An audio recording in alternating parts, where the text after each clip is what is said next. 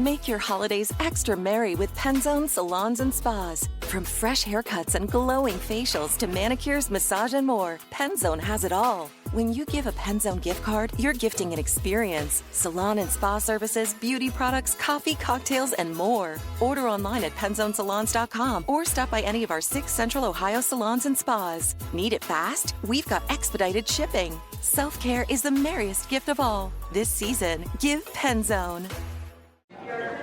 I'm sorry, that flight's been canceled. Wait to see Santa is 2 hours. Oh, come on! I've got a tree to pick up! Take a break from holiday stress with Prime Video. Whether you want a little me time or we time, new releases or holiday classics, relax and unwrap your next watch. That's more like it. Prime Video. It's giving holiday harmony.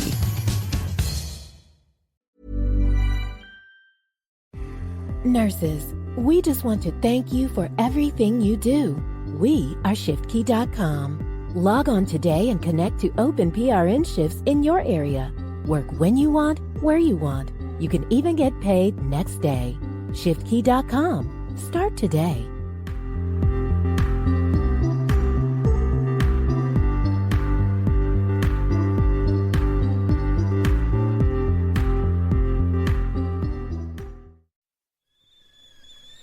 The kettle's boiled, Vic. Great. Perfect timing. Just a dash of milk for me, please, mate. Here you go. Shall we get started then?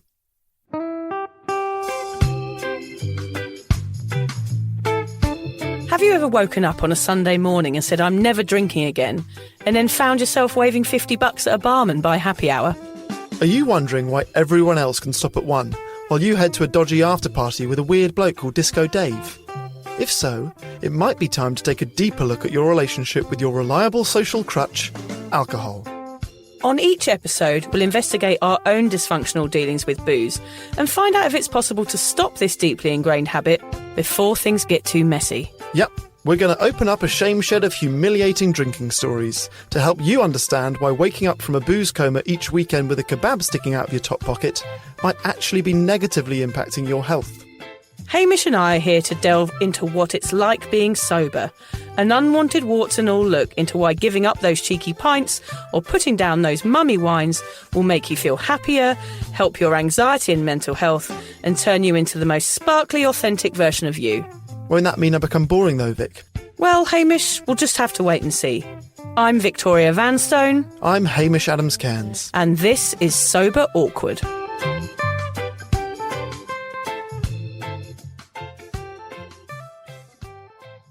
What's this? Look at it. It's huge. Yes, he is a bit taller than Lucy, but I think we'll fit him in, Alan. Nice to meet you, Alan. Fuck off. Oh dear, that's not a good start, is it? It's a nice welcome to Hamish to the Sober Awkward booth, isn't it? Alan telling him to fuck off, but hey, he is a grumpy sound guy and we would be bored if he was friendly, wouldn't we? It's exactly the welcome I wanted. Welcome, Hamish, to the booth. Thank you so much. Here I am, of course, without my lovely Lucy. She's flown the nest, left the Sober Awkward studio for pastures new. I was worried for a moment that I might not be able to find another partner in crime, but I've scoured the lands and seas, visited prisons and hounded people in dodgy nightclubs. And to my utter delight, I've bumped into Hamish, another sprightly Brit to take Lucy's mantle and waffle on about sober life with me. Welcome. Thank you so much. Yeah, you know what? It was funny listening to the last episode because the fan of Sober Awkward me was crying with you, sad that Lucy was going. And at the end, you started talking about me. I was like, oh my gosh, yeah, that's me. I have to do this now. Yeah, you're going to be on. You don't mind if I call you Lucy, do you, Please from do. now on? Okay, right. Well, that's what I was going to say. So I know that you guys often found this studio quite hot and would like to do this in your bras. Now, Yes. I don't want you to feel self-conscious about doing it in your bra. So I brought my mankini. Excellent. And I brought my lambkini. Yeah. So if you do feel like you need to strip off, I will do it too. Anyone who owns a mankini and a lambkini is welcome in the booth, Hamish. I'm not sure. I might get a little bit too hot if you do change into your mankini. I'm not sure the booth could take it, or Alan, in fact. Do you want to introduce yourself, Hamish, and tell us a little bit about yourself? Yes, of course. So yeah, we've been friends before Sober Awkward. Isn't it weird? You had a life before Sober Awkward. I know, it's so weird. And actually, the day I met Hamish, we found out something very strange that we both have in common, didn't we? Well, yeah, I've actually got a bit of a bone to to pick with you about that. Okay. So I like to tell people within a few minutes of meeting them that I studied at clown school. All right. Yeah. And usually you get whoa, clown school. Let's talk about the clown school. You're the only person I've ever met that went, oh, yeah, I did that. Yep. Shot me down. That was it. It was the end of my conversation. It's my people-pleasing ways. I always have a story better than yours. Yeah, nice. Or just, whatever they think they've got, just agree with it and shut the box.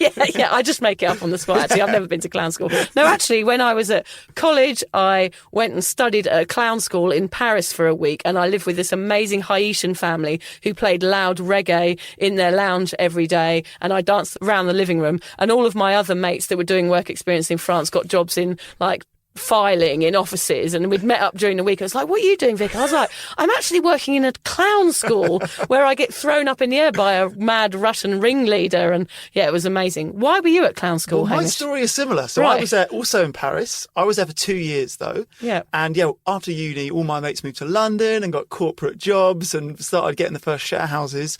And I was living in a bookshop in Paris. There's a Right. bookshop called Shakespeare. How and Company. romantic. Well, yeah. Well, I was sleeping on a shelf Right. above the children's area. So it's a little bit creepy. Weird, But yeah. you can live there for free if you're an artist. I What thought, if you oh, wanted a lion? No lines. Okay, so no you have lines, to right. open the shop, you have to close the shop, Yeah. and you have to work in the shop a few hours a day. And that was the rule. And you had to read a book a day. Oh, wow, So okay. I chose children's books because they're Okay. very, very small. ABCs. Yeah, exactly. But you know what? I was kind of nervous about this episode because I was like, I'm stepping into the shoes of Lucy, who I have loved as much as every other fan of the show has been. I thought, it's really nerve-wracking. I hope I do it proud. I hope I can maintain the momentum you guys have built up. And then I had a thought, which is, if I'm nervous, what do you feel? Because Lucy was the last person to step into this booth, and she said in the last episode, you changed her life. Right. So, Vic, here I am. You need to change my life. Oh my God, I'm not sure I can change two people's lives. I think one was enough. I think I've reached my limit on life changes. I'll try my best, Hamish, I promise. Thank you. But yeah, from a drinking point of view, I suppose I would label myself a normal drinker, right? Whatever that means. I've drunk fairly consistently from the age of about 16, 17. And I've always been interested in just how green the grass is on your side of the sober fence. So I hope I can provide another point of view on the subject and to even include more people who might be questioning their drinking out there. Great, yeah, and I'm so interested to hear the male perspective on alcohol.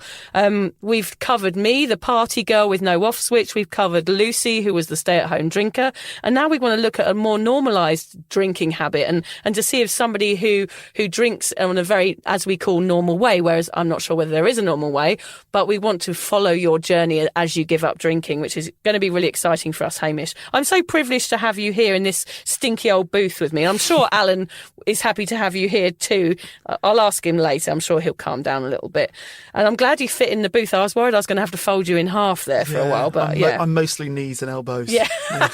So what are we talking about, Hamish, on your first episode of Sober Awkward? Yes. So today's episode is entitled, Am I Sober Curious?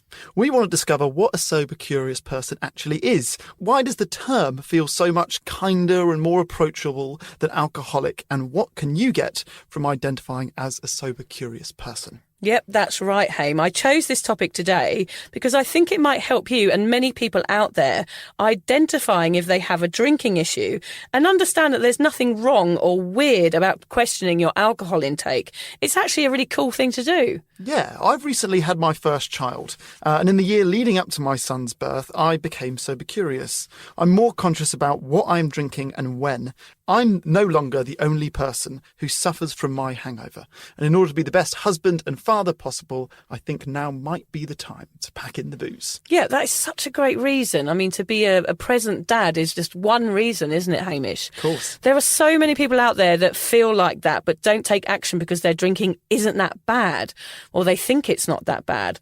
Lots of people question their drinking, but it feels like such a deeply ingrained habit that they can't see out of it or beyond it. Everything revolves around booze. But what if you could nip it in the bud and stamp it out before it gets too dangerous? What if you could become more aware of what you're doing and then made an effort to change it? That sounds about right. So if, like me, you've ever woken up with a hangover and said, I'm never drinking again, only to be waving a tenner at the barman after the slightest peer pressure from the following night, then this is the episode for you. So, yeah, today we're talking about that term, sober curious. For those of you that are new to sober awkward, sober curious encapsulates anyone that has ever questioned their relationship with alcohol. The sober curious movement encourages individuals to recognise the often unhealthy habits that are associated with alcohol, like rolling around on the floor in a bush and all of those other things that we've all done in the past, and how that might negatively impact your lives. I mean, having thorns in your bottom, Hamish, is going to have a negative impact on your life. So the questioning leads sober curious individuals into seeking answers and hopefully seeking the help and support they deserve, be that getting therapy, going to AA, or just talking to a mate about it like I am now. That's right. It's important to remember we're not only talking to those of you who may be fighting an addiction to alcohol, we're talking really to everyone. So I guess that's why I'm here, Vic. I must be sober curious. Yes, I love it that you're identifying as that, Hamish. You are, and it's really wonderful. It means you care enough about yourself, your family and your body to consider another way. So why do you think you want to give up drinking, Hamish? Is it because you act like a total twat when you're wasted? I've got plenty of twattishness stories to share over the course of Excellent. this We like a series. bit of twattery. I know this is a safe space for twattery. It certainly you've shared is. more than most. Yeah. But yeah, I guess for me, like I said, the main reason is this becoming a new dad. To speak in sort of man language for a Right, second. okay, interesting. This is new to me. Well, I always used to want to be a footballer, right? I grew up wanting to be a footballer. Footballer is like an elite athlete. I thought this word elite, I want to be the best of the best. I remember thinking if I was ever a footballer, I would never drink alcohol and I'd always eat the right things and I'd be the model professional. Yeah. And then you don't become a footballer, right? Yeah. Because I'm not that good at football. And then every other job, you sort of don't give yourself the same standards, if that makes sense. So you're just kind of plodding along because you haven't achieved that original goal. Exactly. Yeah. And becoming Mind a the pun. father, I was like, this is something I really want to be elite at. Okay, I want to be right. the best possible dad I can Yeah. be. And I think giving up booze is the least I can do. You know, I don't want to be hungover around a child. And I think becoming a good dad is as much about being a good husband. And again, being hungover is not helpful to my wife, you know? Yeah. I want to be the best possible husband so that she can be the best possible mum as well. Yeah. So I think that's probably been the biggest driving factor. There are other things like I think it will improve my career. It's obviously a good move for my health. But I guess more than anything, it's kind of a challenge. Like, can I, is it something I can do? It's breaking the mold. Most people drink, right? Yep. This is going against the grain. It's always good to set yourself little challenges. And I think this one is as good as any. Yeah, and I think you're in the right place for it. I mean, you've got accountability now. Yeah, exactly. Everyone You've knows. got to give up drinking. Otherwise, we're all going to be on your back. So what is your history with booze, Hamish? I'm interested. Well, I think like any Englishman or Englishwoman, we have drunk an average amount for our country, which is probably more than the average amount than the rest of the world. Yeah, you it's know? been pretty instilled in us since birth, the old boozing, hasn't it? Exactly. Like both of us have England. We've both lived in Paris. We've both lived in Australia. Those are three places that have got fairly serious drinking cultures. Yeah, actually, when I've talked about this before, I couldn't name one country that didn't have a serious drinking that's a culture. good point. Perhaps India or some of those other countries in the Middle East where they don't drink as much.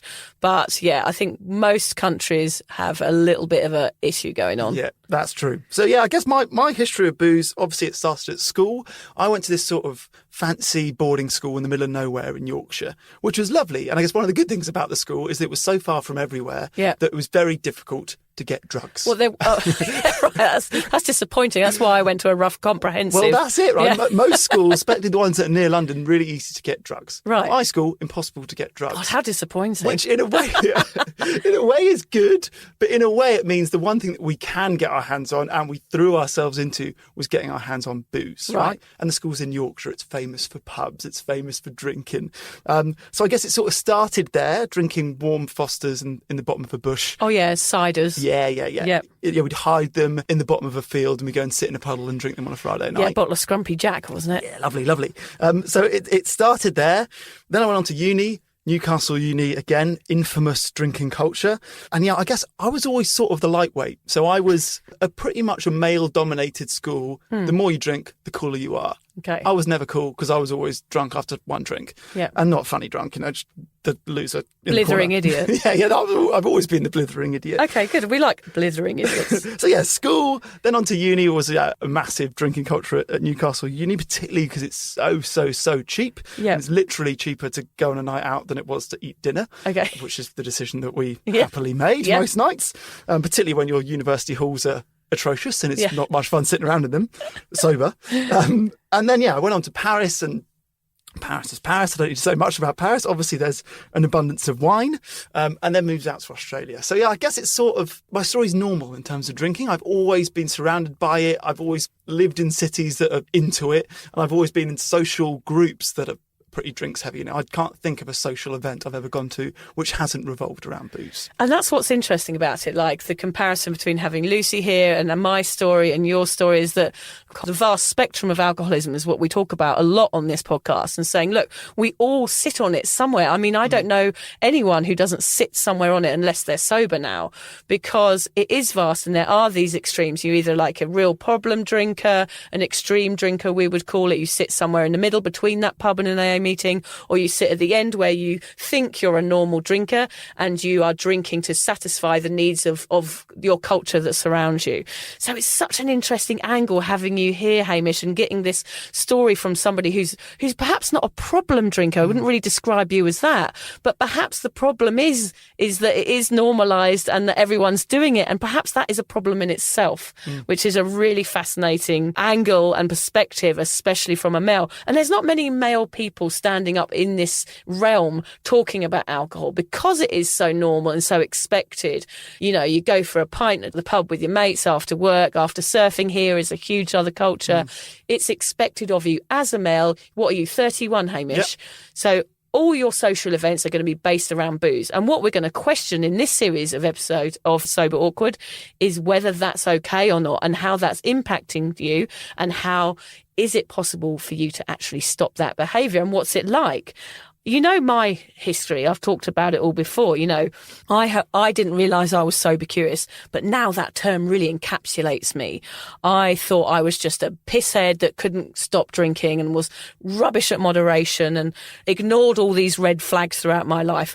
I described myself before I discovered that sober curious term as a socially acceptable alcoholic, or a pisshead, or somebody that had no off switch. But when I found that term, the term that we're going to really shove down your throat today, Hamish, that I discovered that kind of made me feel cosy. And there's something to be said for feeling accepted and having an identity and feeling cosy, no matter whether it's in your work or in your home. Feeling accepted into a group, like a tribe, is a feeling that kind of relaxes you, doesn't it? What do you feel about that term? Do you like it? Yeah, I'm sure we'll talk later on about the sort of dangers of labels. I think labels often can be a negative thing. Yes. But I think in this respect, it's such a welcome, alcoholic is a nasty, dangerous, aggressive label. Yeah, scary label. And feels like, people don't think they're an alcoholic, even if maybe they are. Yeah. They think, alcoholics are people that drink whiskey at 2 a.m. or 5 a.m. by themselves. It allows you to point the finger and say, well, I'm not that, so I'm all right, Jack. Exactly. And sober curious, I think, is pretty much anyone. I don't know anyone that hasn't at some point thought, drinking, I feel terrible this morning. Yeah. Maybe I shouldn't drink tomorrow. This is shit. Maybe I should stop this. So So it's a label I'm all right with. Yeah, okay, good. I'm okay with attaching myself to that label. Yeah, it's like a big hug actually for me. I really love that word. I think it's really, really kind of cozy, as I said.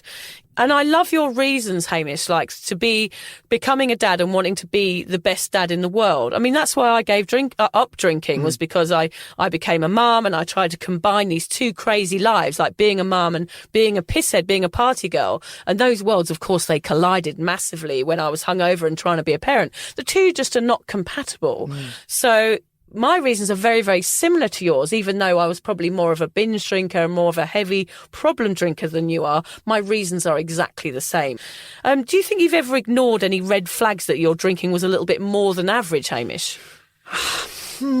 Yes. Yeah, we've all got a few of those. Yeah, I've got a few. I'll tell one to get you started, which was I was on holiday in Laos. And I feel like Laos, a bit like Thailand with you, seems to be a place where particularly Brits really go for it. Well, a lot in those Southeast Asian countries, there's not many rules. Yeah, like you can ride 5 of you on a motorbike without helmets, like be sick on the pavement and carry on. Like there's no police around. You can just do whatever you want. Yeah. And, we usually go when we're 18, 19 years old and we're looking for a bit of escapism. Yeah, totally. So I was in Laos. And for anyone that's been to Laos, particularly when you're 18, 19 years old, the thing to do there is you hop on this donut, a blow-up inflatable rubber ringy Rubber ringy? Yeah, sure. Sounds like a condom. you hop on a big You don't want to have a inflatable- rubber ringy. You That get on a sounds big painful. inflatable condom, and you go down the river, and along the river are lots of different bars. All right. Yeah. So I'd been there about a week, and the three best mates I was travelling with said, "We don't want to go out tonight. We've gone out every night." And I said, "Screw you. I'm going to go out alone." So I went out alone, and we were playing beer pong, but not with beer. It was with a local whiskey. Oh, rice wine or something. Something like that. Yeah, I don't even right. drink whiskey, but No. yeah, I don't think Laos, beautiful country, not sure if it's famous for its whiskey. It's basically window cleaner. Yeah, exactly. Yeah. So I remember playing beer pong with whiskey, and I'm actually pretty good at throwing a ping pong. So that is one of my skills. Okay, excellent. Yeah, but I guess on that day I must have not been great because I definitely did the majority of the drinking. Okay. And I remember somehow getting home. I do remember vaguely walking, and I think a minibus gave me a lift, Right. which is a whole dangerous another section of this story. Yeah. But I wasn't abducted. And I remember getting home, and my friends were sort of in the internet cafe front reception area of the hostel. I charged straight past them, got into bed, think, cool, I need to pass out. You know, Yeah. my night is over. Yeah. Pass out, and I'll just wake up, and everything will be fine. Anyway, I get into bed, start getting room spinning. I'm like, I need to throw up. So I run to the loo. Throw up, that's cool. I'm sort of hugging the loo. The throw up's happening. That's fine. That's a control I've not missed. Then I was like, I need to poo. So I think that's okay. I'm near the loo. I'll hop up. I'll swap around. Yep. And I'll poo. That's cool. That happened. That's fine. Then I need to throw up again. That's cool. That's happened. Then I need to get back into bed. I remember thinking, I just need to get into bed. I need to pass out. This needs to end. I remember basically what started was a puke poo pirouette. Okay. So I'm at the loo. I'm spinning like a ballerina. I think it's called swamping yourself. Is that what it's called? Yeah, there's something Swamping. like that, yeah. Okay, so from memory, that was, I was timing it well. Everything was going where it needed to go. Okay. And I got back into bed. And then my mate, who I was sharing a room with, came in and said, "Hey, there is puke and poo all over the bathroom floor and all over the bed." And I can remember sort of sobering up as he said that. And I looked at him dead in the eyes and I said, "George, a wolf ran in through the window, pooed the bed, and threw up on the floor in the bathroom." The wolf. It was a wolf. Yeah, I blame this wolf, this poor wolf. I'm not even sure if Lao has wolves. So had you actually mistaken the bed for the bathroom? No, I just don't think I made it, maybe. Okay, Or just maybe a- I was asleep and things were going. But then the worst thing was we were checking out the next day, and checkout was at 10 o'clock. Yeah. So I remember thinking, that's fine. I'll make a pile of Yeah, stuff. pooey, pukey sheets Yeah. and put it in the corner, and I'll leave the room 9:59, straight onto the bus. They'll never know. I'm out of here. So 9:59, I'm out. The bus is late. Oh. The German hostel owner comes to the reception. He goes, "Right, who's in room G4? Slowly raised my hand. Oh, no, the shame. Yeah, and he was just disappointed. This lovely guy was just let down with me rather than Dear. angry. It's so similar to my Thailand story when I booted the door in, which I've told on another podcast, when I had to do a runner from a resort and the man caught me and I had to pay a massive fine. But I didn't remember booting a door in. These terrible stories. Did you remember that day, Hamish, thinking maybe I shouldn't drink so much? Yeah, well, worryingly, no. Now, that was Okay. quite early on in the holiday. Yeah. So it's only in retrospect I was like, that is Out of totally control. out of control. And Yeah. I've got myself, I know. Everyone that I met that day, I've never seen since. So what was going What was on? my mission that I day? mean, we've all done these crazy things. Like I'm a finger less than most. I've been arrested, risky sexual situations, naked in a sombrero, vomiting on a children's party. I'm sure these stories will all come out at some stage in our podcast, Hamish.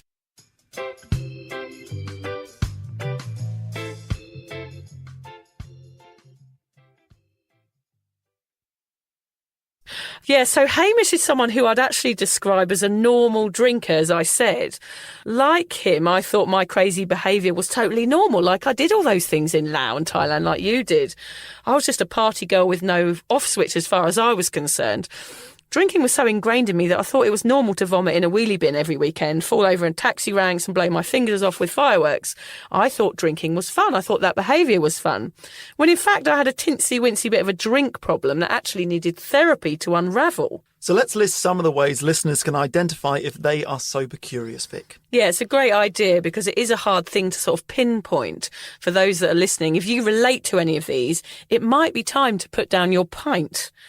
One of the first ones is if you are not able to stop at one. That's a classic sign of you being almost obsessed with alcohol because you can't just have that one drink. You're failing at moderation. Of course, if you can't have one drink, it means that you want another one, which means you want another one, and it's like you have no control of it. So we're going to really simplify things here for you guys, just to try and identify a few issues here. I guess similar to that, people that think one drink is pointless. Yeah, I would say that still now, that one drink, I'd be like, why the fuck are you bothering? In fact, even now that I've been sober 5 years and I see someone having one drink, I'm still kind of that, there's a part of me that's like, come on, what's wrong with you? Get another one down your neck. I'm almost disappointed in people. I think because I can't do it anymore, I want them to sort of do it instead, but it's bad, Anyway. Another obvious one is if you're really just not happy with drinking anymore. Yeah, if it's impacting you in a weird way, whether that's anxiety or you're just questioning it or you keep doing stupid things or it makes you have arguments with people or it makes you, have an argument with your partner, all of these things. If you're not happy with it, it might be time to change it. Mm-hmm. The next one is, exactly that, feel in need of change, which if you feel in your heart that something's not right, it's probably time to have a look into it. Particularly if you've crossed off all the other things. Well, it's not that, it's not that, it's not that. Yeah. I'm still drinking. You might find, a lot of people I talk to actually go to the doctors and the doctor says, you've got this, you've checked this, but are you still drinking? And everyone I know says, no, doctor, I've given up drinking. But of course they are. It's the one thing they always deny. But the drink is often the key to a lot of health issues that we talk about. So we'll go more into that in a few other episodes, One that I can relate to is this idea of just being a bit bored of the drinking culture. Yeah, it's fucking boring sometimes, Hamish. Like, I've got to go. I remember I used to dread going out in the end because I thought, oh, bloody hell, here I go again. I'm going out. I'm going to be the drunkest person in the room. I'm going to fall over and make a tit out of myself. And then I'm going to have huge anxiety the next day. I knew my patterns so well and I was bored of it by the end of it. Yeah, well, you can sort of imagine how the night's going to go. I know we're going to have this many drinks. I know these conversations are going to happen again. We're going to end up at that place. Yeah. It's just on repeat after we've done it for years. I've done it for fucking years, 25 years. Yeah. So one thing that you might feel in that situation is that you're actually craving better relationships, like those bonding situations that you're out with your mate at that same club and you're talking about the same thing. You're not actually going to remember any of those conversations the next day. So you might actually not be bonding as well. And is it possible to bond more deeply if you're not drinking? Yeah. That one's a good one because you always think, after a few drinks, we always get these amazing deep chats. You know? I feel really connected. When you're drunk, you don't remember it the next day. No, it's like pointless, isn't it? Yeah, the point is trying to get to that level of conversation without the booze so you can actually remember it and actually connect with that person. And that's going to be a challenge for you that will set you at some point to go out on a booze-free night, Hamish, and try and have conversations with people that are authentic and genuine and see how you feel afterwards. Like, what's the level of joy you feel when you're actually having a real discussion with someone without booze involved. Another one is if you've been visiting the STD clinic a little bit too much. I think I was on first name terms with the lady at Boots. Unfortunately. Yeah, we laugh in this podcast about all of these things because we've been there and done it and we've seen the other way. So bear with us. We have to laugh, otherwise we would cry. Yeah, exactly. Yeah. So if your drinking seems a little bit different than your mates, if your mates seem to be able to stop or they're getting up the next day and going for a run while you're lying in bed, stuffing a bacon sandwich down your face and a can of Iron Brew, there's different levels of drinking. Some people can handle it, some people can stop, some can't. Or if you're one of those people that can't stop, then you need to have a look into it. If your mates are all happily going home at a certain time and, going and cooking dinner and going to bed at a normal time, and then you're out at a nightclub dancing on a speaker till 4 a.m. most Saturday nights and you can't see why, it's because there's something different going on with your drinking than theirs. So it might be worth looking into. And that sort of leads on to my last one, which is if you keep failing at moderation. That is key. Yeah. There's a lot of people that think, I'll just give up for a weekend, or I'll give up for a month, or I'll give up beer, or I'll just drink cider or wine. If that keeps failing and you keep ended up throwing up or pooing your bed, then maybe it's time to rethink it and give up booze for a bit. Give it a try. Maybe it is the answer. Yeah, because that failing at moderation, actually, Hamish, I'll just tell you quickly, for me, that was the steps that I took to get sober. Failing at moderation, attempting it every time you go out and then failing, it leaves you feeling like shit because you're really trying hard to do something, but you can't. And there's a reason you can't, and that's because you have a problem with alcohol. So people that have a problem with alcohol, these sober curious people, are people that want to stop and want to moderate. They might manage it for a while, but generally they go back into the binge. How many failed moderation attempts do you reckon you had before? I reckon it was 25 years of me sitting in a pub with one glass of wine going, I'm going to be really good tonight, and I'm only going to have one glass of wine. I'm going to be the perfect person. And then an hour later, I'm sort of scrabbling around on the floor looking for fag butts, wondering where the after party is. Okay, so just 25 years. Just 25 years of attempting moderation and failing and hating myself, Hamish. Isn't that lovely? Oh, you have to laugh. Yeah, so basically, I think what we've come to terms with here is that both of us, even though our drinking is probably a little bit different, we're both your average booze bags. Pub-dwelling Brits that started drinking in our teens, got blotto at uni, downed shots with mates after work, and jumped headfirst into reward wines. Well, I did when I had kids. I reckon, Hayden, when you were blaming wolves for shitting in your bed, I was passed out in a bush at a hen's night still wearing my penis helmet. We are your average, socially acceptable overdoers. Yep, I was there with you, downing shots and trying to explain to the doorman kicking me out that I'd only had one drink and I must have eaten something funny that made me sick. Yes, always that. Blame the kebabs. Yeah, exactly. We probably should talk about here the importance, Hamish, of identifying as sober curious. It's going to be what the listeners might want to do today to sort of start this sober journey. If they're tuning into this podcast, they've read the word sober and they're interested in it. So what are some ways that you can sort of learn to identify with this term? Well, the big one for me is that you can finally find people like you. You know, you think that sober people are maybe these aliens, these otherworldly people you can never imagine even being sober. But as soon as you do accept it and go, hey, maybe I'm sober curious, there's millions of them. You know, I'm very new to the group, but there's already, I've met plenty.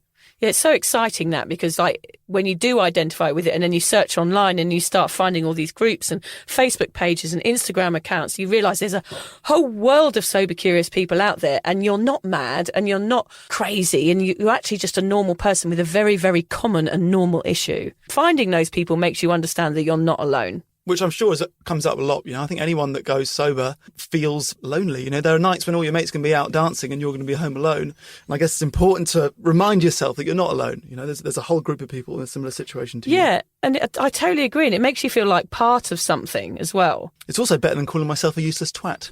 Yeah, when you're not a useless twat, I'm going to be here. This is what I'm going to change in you and me. We're not going to be useless twats anymore. That's it. That's our mission. Yeah. And also the term isn't as serious as alcoholics. If you don't want to use that word, you don't have to. Because for me, that conjures up the wrong images.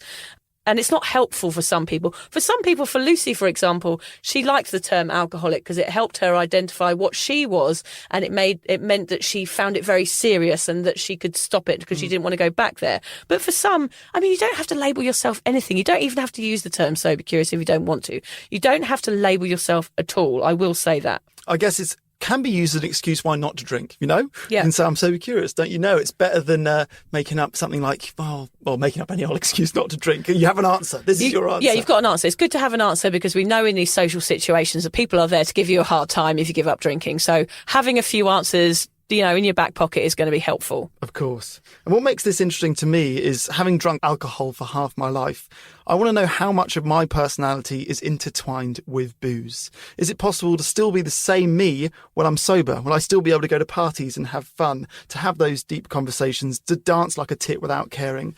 I want to know who I am socially without booze. Gosh, yeah, it's interesting. It is a difficult one. And I did find it hard at first to socialise without booze. But it's like anything, Hamish. Practice makes perfect. So what we thought alongside the usual Sober Awkward shenanigans on this series of Sober Awkward, over the next year, we're actually going to follow Hamish as he tries to go alcohol free. We will bear witness to his fails, his struggles and his wins. We plan on sending him off on a few very awkward sober missions and cataloguing the changes in him over the following 12 months. Don't worry, we're still going to cover all the sober awkward stuff too. Our shame shed of awful drinking stories, lots of humour and valuable tips to prop up your sober life. So whether you label yourself as a problem drinker, sober curious, a total pisshead, a lush, a caner, a drunk, a party girl, a normal drinker, a wine o'clock mum or an alcoholic, we've got you covered. It's so lovely that you're here, Hamish, and you're willing to take on these challenges and take on a year of sobriety. I just can't wait to see the changes on you. I witnessed Lucy change, of course, and I'm excited to see you change too. I can't wait to see how this pans out for you. Yeah, I'm sure there are going to be some highs and lows along the way. Days when I'm strong in my sobriety and others when I need to lean on you and the rest of the community for support. Yeah, and we're here for you, Hamish. What we're going to do is we're going to create a group on my Cuppa community, and we haven't quite decided what to name it yet, has we, Hamish? So we need help. We need help. We thought we might put it out there to the Sober Awkward listeners. We've got a few names like the Sober Party, the Teetotal Tea Party, Blind Sober, the Give Up Club, Annually Challenged, which was my favourite one, Hamish, especially with your poo story. That works quite well. Oh no, I'm going to be remembered as the poo guy. Yeah, the poo. There's nothing wrong with that. I've got a lot of poo stories. So yeah, we've got a few names that we're going to come up with, and you can join the group and you can join Hamish on his year off. Go onto the Cuppa community and join the group and, start your sober journey with Hamish. It's going to be so exciting. You can challenge yourself off a year off the grog too. This will be a great support network for you and for Hamish to start your sober life. One of the things we wanted to do over the course of this year was get the listeners to set me challenges. Yeah. So we want them to finish the sentence, the hardest thing to do sober is, whatever that word is, I will have to try and do. Hamish, the one thing that I bang on about in this podcast is that, I'm here to prop up your sobriety. Everything I do is to prop up people's sobriety. But there's one thing I highly recommend for everybody when they decide to step into this path, and that is to get therapy. So, Hamish, I'm sending you to therapy. Okay, that is not something I've done before. That is going to be your first mission, and I hope by the next episode you're going to be able to report back and tell us how it went, because I think taking a deeper look into your drinking, no matter how bad it is or how it impacts your health, taking a look into your drinking and a look into yourself is going to be the best way and the best chance you have of really committing to this and doing a good job. I'm excited. I'm excited too. I can't wait to see how it goes. So whether you're questioning your 1 glass of wine per night after the kids are in bed, your 5 pints of Scrumpy Jack cider at the local barn dance, the massive binge at your mate's birthday, or the bottle of whiskey on your own at home, it's important to know that if you've been questioning for a while, that means it might be the time to start seeking answers. Getting sober or sober curious is just a way of being kinder to yourself. It doesn't have to be all dramatic. You don't have to be swigging gin bottles from hidden laundry baskets and dribbling on a bouncer as he leads you to the fire exit. You just need to want something else and be curious about seeking it out. We want you to come on this sober awkward journey with us. Next week, we might help Hamish prepare a little bit for his first week of sobriety and have a little chat about how drinking affects your bank balance. So join me. If you're questioning your alcohol consumption, then let's do this as a tribe. Go sober for a year with me. Join the group so we can all be in this together. I will post all my sober awkward antics and share with the listeners the ups and downs of sober life. I hope you will support me and give me a few embarrassing sober escapades to complete. Yes, I'm looking forward to coming up with all these evil deeds. I'm dreading what you come up with specifically. Yes, don't be too mean, everybody. Yeah, remember, if you're considering giving up, please seek the professional support, not professional sport, which somebody told me to seek once. I was like, no, I'm not going to become a shot putter. I want to have therapy. Finding out why you drink in the first place is going to be the key to opening your sober door and will help you achieve a more long-lasting happiness. I'm so grateful to Hamish for being here and allowing us to share his sobriety journey with us. I can't wait to see what happens and get the male sober awkward perspective. Really, Hamish, I want to end this podcast by saying, why are you allowing me to do this to you? You're like my little sober gimp, aren't you? Oh. It's like each week I'm going to get you out of the box in your little gimp outfit, your little gimp mask, and say, right, I'm going to set you these tasks now, gimp. Well, that's always been my dream, is to be somebody's sober gimp. So I thought that is as good a reason well, it's funny, as it's been my dream to have one. Well, I guess one of the things about doing it in this way, in a way that's so public, lots of people are going to know about it, not just my friends and my family, but also friends of yours, people that are listening to the podcast from all over the world, is I think it helps me with the idea of accountability. I am someone that I think as soon as I've told everyone, I've got a better chance of sticking to my word. So I feel like as soon as I tell everyone it's a challenge, then I have to complete it. I have to get to that finish line and give it a shot. Yeah, you got me to answer to now. Yeah, exactly. I don't want to feel the wrath of your gimp whip. How do you know about my gimp I whip? can see you hiding it behind you.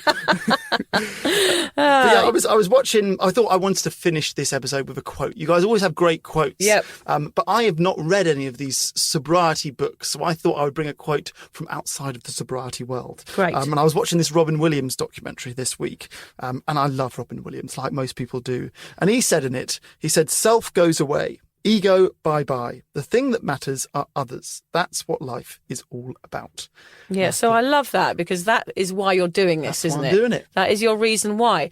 And so in sobriety, in those books that you're talking about and in these Instagram pages, we talk a lot about your reason why. So when you feel wobbly or you have a craving, or if it's not going so well, you have to focus on your reason why. And your reason why is your kids and your wife and your family. And there's no better reason than them to change. And if that's what you want to do, if that's going to make you a better dad and a better husband, then great. And if more people make these changes, I think we'll find society will eventually start to change. You know, it'll start to evolve a little bit, because everyone's a little bit more happy and a little bit more functional. So that's a brilliant reason. I'm glad. Yeah, so we need to end this podcast. We usually end with some ridiculous taunt for Alan, but I think he's a bit busy out there because he's feeling a bit scared of Hamish at the moment, isn't he? Well, he's the one that told me to fuck off. I know. But I think he uses it as a front.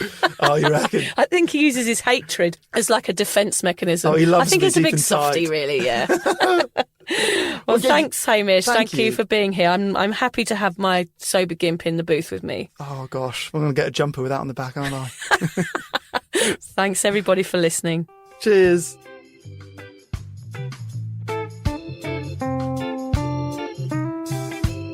If you're questioning your relationship with booze, you're struggling to moderate, or your hangovers are causing anxiety, it might be time to reach out for some support. Yeah, just talk to a mate about how you're feeling, contact a local doctor, find an AA or sobriety group. Vic's got one. Yeah, just head to www.cuppa.community. Remember, if you're questioning yourself, it might be time to seek support. Even though this journey can be awkward, it is definitely worth it. And if you've enjoyed the Sober Awkward podcast, don't forget to review it, rate it, and share it with your mates. They have to share it with their mates? Yeah, of course they do. I'm not doing this for nothing, Hamish. Bloody hell. How do they share it? I don't know, just write it on the document.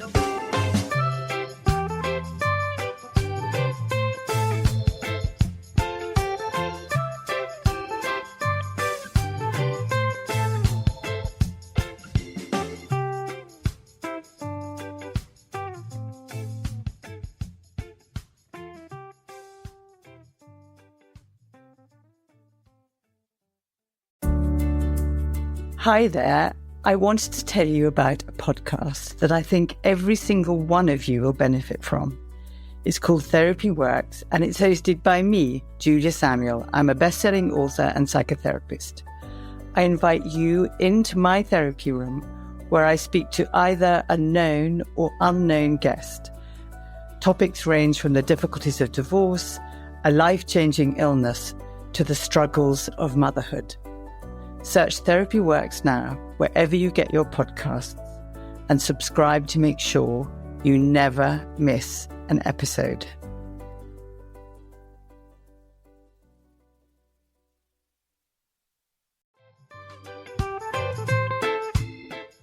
Vic, so do you fancy coming on a sober holiday? Don't worry, we're not talking about some corporate wellness retreat with cucumber water and enforced eye contact. No, this is a sober awkward retreat. 8 days of sun, sweat, laughter, and absolutely no hangovers. Yep, it's all happening in Thailand next October. Picture this: yoga at sunrise, writing workshops, ice baths, Thai boxing, and lots of awkward sober dancing under the stars. It's a proper holiday with proper weirdos. Our kind of people. Yeah. You'll meet legends who've also given the booze a boot and want to have fun without feeling like a social reject. Come solo or grab a mate. Bring your awkward, bring your sun cream. No pressure, no judgment, just a big, warm, sober hug in paradise. All the info is at soberawkward.com/retreats. Come and get sweaty with us, emotionally and physically, in our all-inclusive jungle resort. You'll start out as 15 strangers and leave with 15 new sober mates. I'm not sure I want 15 new sober mates, actually, particularly sober ones. Yeah. Oh, well, you're not invited then.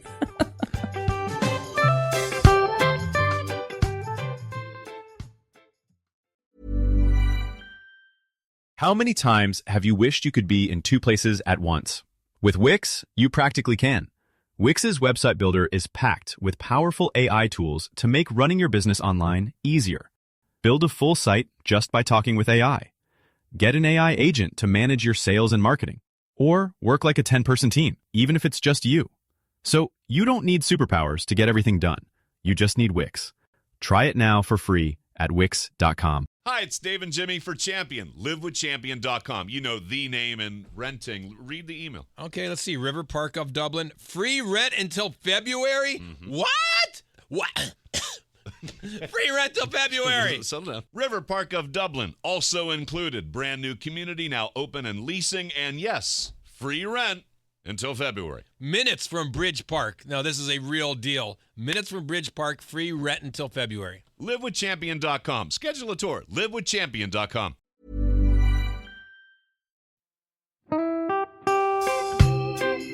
So, as you probably know, my comedy memoir, 1,000 Wasted Sundays, is officially out.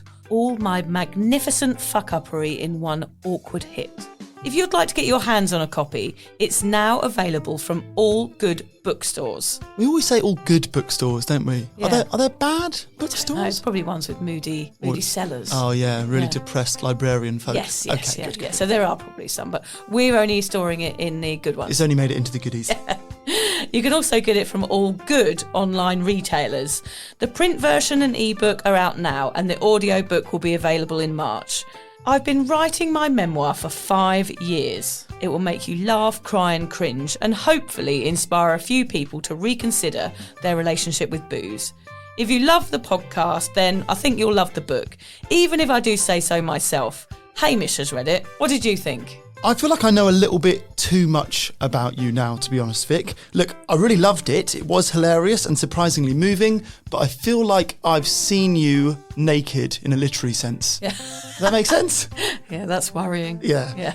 From an emotional point of view, seriously, it wobbled my teeny weeny wooden heart, Vic. Okay. My teeny little wooden heart. Well, his wooden heart is broken. Anyway, so if you do manage to get your filthy mitts on a copy, please do me a favour and head to goodreads.com and give me a review.